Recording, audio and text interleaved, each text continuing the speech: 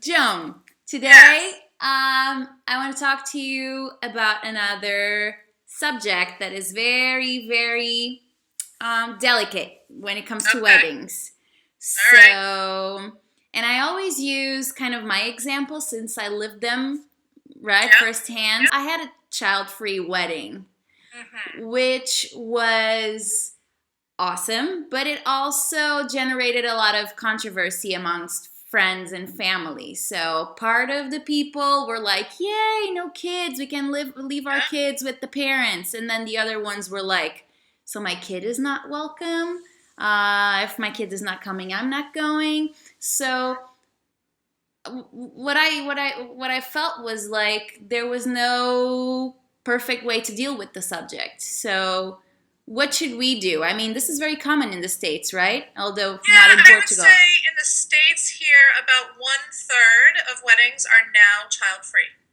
Okay. So, and I will tell you that the transition to that has gone, with some bumps. And I don't think you're ever going to have a perfect arrangement, right?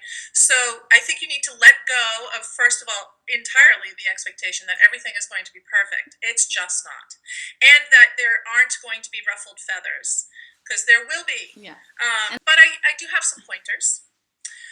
First, I think the way to avoid as much, trauma as possible is to tell people frequently and early that your plan is to have a child-free wedding. Okay. So, the other thing is that picking a venue and a time that is not child friendly will help people make the decision. So, and picking like a nightclub versus a park to have your reception or your Mm-hmm. party kind of sets the tone that, oh, maybe kids aren't really invited to this, or it might be hard for kids to be there.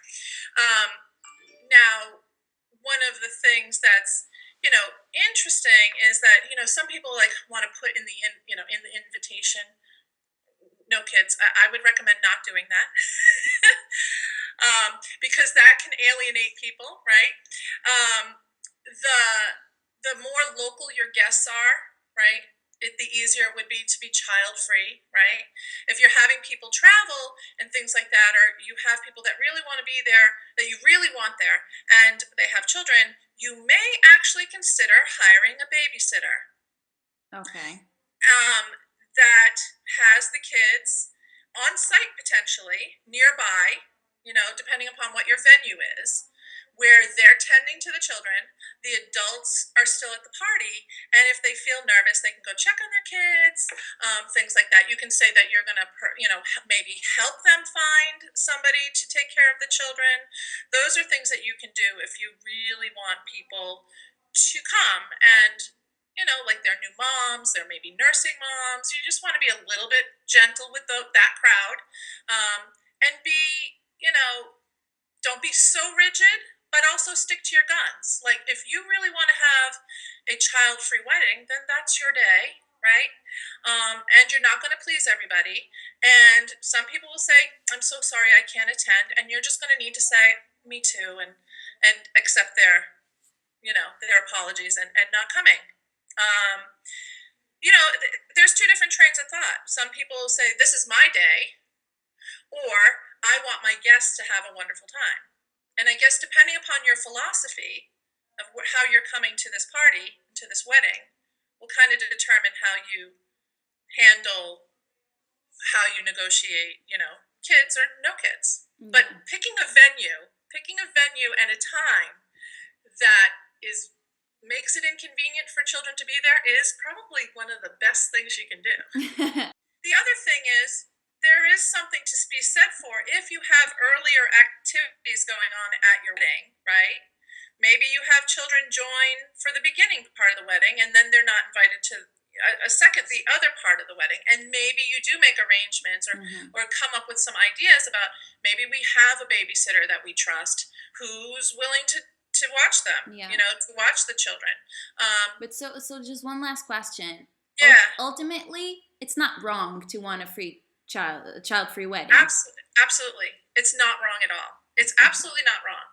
In fact, I mean, who wants to be listening to, like, who wants to be doing your vows, right? The most intimate part of your wedding. Hmm. And little Johnny goes, I gotta poop. Nobody wants to hear that, right? Now, some people might find that funny and cute and endearing and have it as a memory forever, and that's fine. But for other people, maybe who are having an elegant affair, they may not want to hear about Johnny's bathroom needs at that point. So, again, as long as you understand that you're not going to please everybody, that you're probably going to ruffle some feathers, and you don't take it personally when they need to decline, right?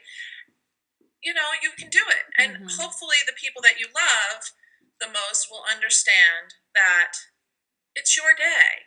And, and you want to be experiencing this Mhm. day. Yeah, Yes, you want to take exactly. your guests into As a it. side note, if you were the Yes. guest, how would you react to this? I mean, you have two kids, Yes. so what's the I look best at way it, to do this?